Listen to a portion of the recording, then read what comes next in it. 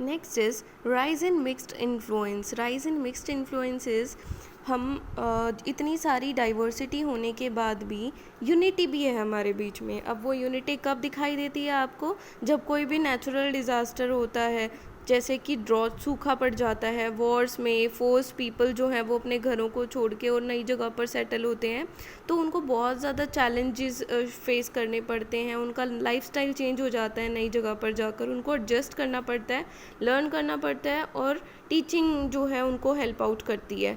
ठीक है। और इसी के साथ साथ अगला है इन्फ्लुएंस ऑफ फॉरेनर्स। फॉरेनर्स का इन्फ्लुएंस भी जो है वो आपको बहुत ज़्यादा डाइवर्सिटी में हेल्प आउट करता है। जैसे कि आपने देखा होगा कि हमारी जो लैंग्वेज है, रिलीजन है, ड्रेसेस हैं, बहुत सारी जो हैं वेस्टर्न कंट्रीज़ से आई हैं।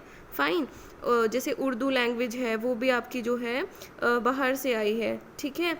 इसी के साथ साथ फूड, आर्किटेक्चर, ये सब जो है मुग़ल फूड, ये आपको दिखाई देता है। जैसे कि कोई भी मुग़ल आर्किटेक्ट अगर आप देखोगे ना, मुग़ल आर्किटेक्चर में आपको ये दिखाई देता है। ठीक है। मुग़ल आर्किटेक्ट के आपको बहुत सारे एविडेंसेस मिल जाते हैं। ताजमहल, ठीक है, नई दिल्ली में जो लाल किला है उसके बारे में, उसमें भी आपको मिल जाते हैं।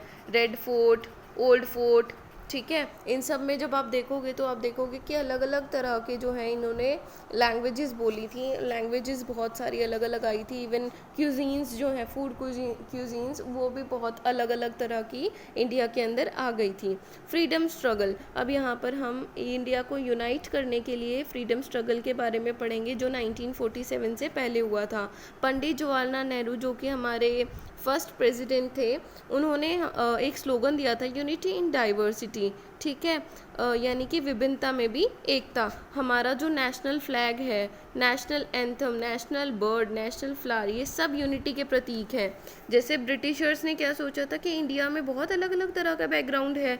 ठीक है। तो यहाँ पर जो लोग हैं वो अलग अलग हो सकते हैं। ठीक है। और उन्होंने उसको ही अपना सोर्स ऑफ स्ट्रेंथ बनाया था, अपनी ताकत बनाया था, क्योंकि अलग अलग कल्चर के लोग, रिलीजन के लोग, और इसी के साथ साथ बैकग्राउंड के, अलग अलग बैकग्राउंड के लोग, वुमेन वुमेन, सब में एक दूसरे के खिलाफ जो है वो उन्होंने फूट डालो राज करो की नीति अपनाई थी। इसी के साथ साथ ग्लोबलाइजेशन पर जो है इससे पहले मैं आपको बताना चाहूँगी कि इंडिया के लोगों ने साथ मिलकर एक साथ यूनिटी दिखाई और स्ट्रगल किया ब्रिटिश रूल के खिलाफ, और 1947 में अपने देश को आज़ाद भी करा लिया। अगला जो वर्ड है वो है ग्लोबलाइजेशन। ग्लोबलाइजेशन जो वर्ड है वो ग्लोबल वर्ड से बना है। ग्लोबल मीन्स पूरा जो ग्लोब है, यानी कि पूरा जो वर्ल्ड है, उसके बारे में पढ़ेंगे कि उसमें जो है उसका जो नेटवर्क है, एक कंट्री से दूसरी कंट्री, दूसरी से तीसरी, हम एक दूसरे से इंटरलिंक हैं।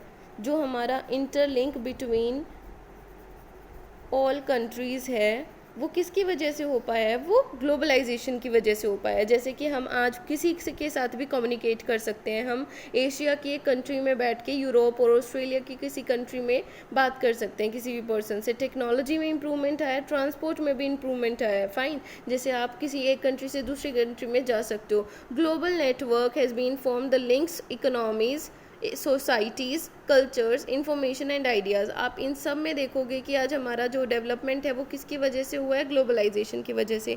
अब हम केरला के बारे में पढ़ रहे हैं। केरला एक कोस्टल स्टेट है, ठीक है, जो कि वेस्टर्न घाट्स में मिलते हैं, अरेबियन सी के जो है पास में ये पड़ता है।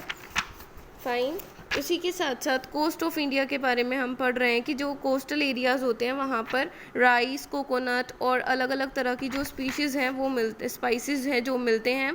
जैसे पेपर हो गए, क्लोव, पेपर होती है काली मिर्च, कार्डमम दालचीनी, क्लोव होती है लौंग। ठीक है। इस तरह के जो मसाले हैं वो मिलते हैं। अगला है हमारा जेविश एंड अरब ट्रेडर्स जो है वो केरला आए थे। T, coffee, rubber, tapioca, tapioca एक डिश होती है। ठीक है। और कैश क्रॉप्स जो हैं वो अपनी एक कंट्री से दूसरी कंट्री में, यहाँ से ही जो है कोस्टल एरिया था तो यहीं से ही जो है इंपोर्ट एक्सपोर्ट का काम किया गया। फ़िशिंग जो है बहुत मेन ऑक्यूपेशन है वहाँ की पॉपुलेशन का। ठीक है। और वहाँ पर मोस्टली फ़िश खाई जाती है। ठीक है। यहाँ पे छेना वाला बोलते हैं फ़िशिंग नेट्स को। उसके अलावा हम केरला में अगर जब बात करेंगे केरला की, तो केरला की जब हम बात कर रहे हैं तो इसमें बता रहे हैं कि ज्यूज़, यूरोपियंस, अरब्स जो हैं ये यहाँ पर ट्रेड रिलेशन बनाने के लिए आए थे। फिर धीरे धीरे क्रिश्चियनिटी जो है वो बड़ी, क्रिश्चियन लोग जो है केरला में सेटल हुए, ठीक है। Vasco da Gama Portuguese seller थे, ये भी यहाँ पे ही किसी कोस्ट पे केरला के लैंड हुए थे। इन्होंने देखा यहाँ पर बहुत ज़्यादा जो है वेस्टर्न वर्ल्ड के साथ यहाँ पे स्पाइस ट्रेड हो सकता है, यानी कि मसालों का बिजनेस चल सकता है, ठीक है। उसके अलावा इब्न बतूता, मुस्लिम जो मोरक्कन ट्रैवलर था वो भी यहाँ पर आए थे। इसके अलावा हम लद्दाख के बारे में पढ़ रहे हैं। लद्दाख बहुत कोल्ड डेजर्ट है जो कि जम्मू कश्मीर के ईस्ट पार्ट में दिखाई देता है, ठीक है। इसके अलावा यहाँ पर कोई रेनफॉल ज़्यादा नहीं होती। ऐसी डेजर्ट कंडीशन जो है वो